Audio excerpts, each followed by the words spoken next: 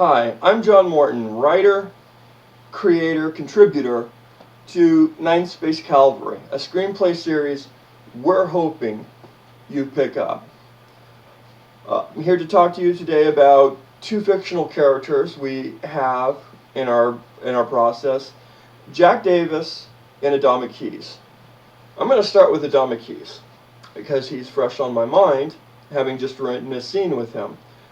Adama Keys is your Sergeant Slaughter of Ninth Space Calvary. He is the Lance Corporal of the Space Marines unit. The guy who gets down in the dirt, leads the troops, pounds them in, pushes them into the breach.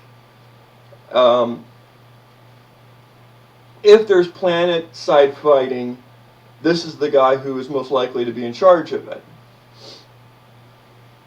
We first are introduced to Adama Keys in the Sirius affair. He ends up being a resistance leader on Sirius during the Picard cartel's invasion of Sirius. We are then catch back up with Adama Keys at the start of Ninth Space Calvary, Episode 1, when he is suppressing farmers on Mars who have a strike. They've just basically stopped working. They picked up arms to protect their farms for farmers' benefits. So Adama Keys is he's the core of our ground forces and the leader of our ground forces, and everybody who he embodies that sort of what we think of as a perfect soldier out of the Civil War. You know, the guy who would stand up in the line and march toward death, win or lose. That's Adama Keys. Basically your Sykes type of commanding officer who wants to win with the bayonet as opposed to the trench. So he has this very old school philosophy when it comes to conflict.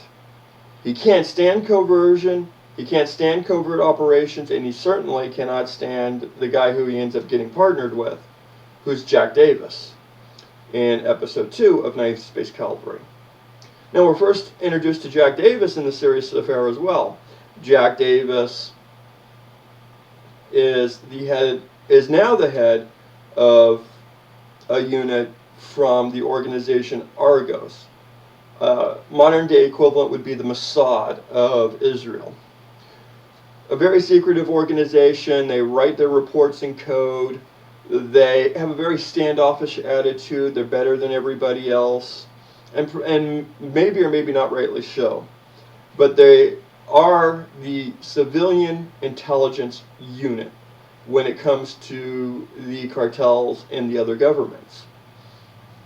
When we first are introduced to Jack Davis, he's an antagonist in the Sirius affair. You know, the we're better than you attitude. Jack Davis then comes back in Ninth Space Calvary. We are reintroduced in Episode 2 when he's leaving a place called Heaven, which is the focus of the Great Space Lift, which we don't need to get into because Jack Davis wasn't in the Great Space Lift. He's now leaving Heaven. He's going off to the Ninth Space Calvary, a new kind of organized military organization for the Earth Core government, specifically to deal with the cartels after a planet-side bombing that Argos screwed up on. So he knows he's going back to be in a very standoffish position. Nobody likes him. Nobody trusts Argos because they're secretive. Nobody likes him.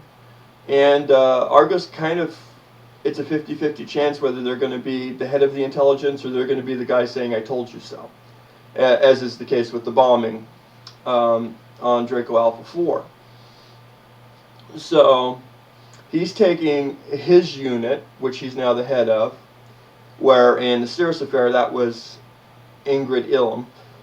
He's now the head of a unit, and he's getting assigned to the Shiram to be the Argos representative in the 9th Space Calvary. And it's not long after he gets there that he gets paired up with Adama Keys, a guy who absolutely, without a doubt, because personalities collide, and these two are almost extreme opposite personalities when it comes to approaching things, clashes with them. And these two have to go on a covert mission. This is where, we've introduced Jack Davis and back into 9th Space Calvary. There was a lot of people who read A Cirrus Affair. They liked Jack Davis. They felt bad he didn't make it back to the Great Space Lift. Just everyone who's read this since has gone, okay, yeah, I can see you bringing him back. And he sort of has this role now of straddling the line between being loyal to Argos or being loyal to Earth Core. Argos philosophy is you're loyal to Argos first, then Earth Core.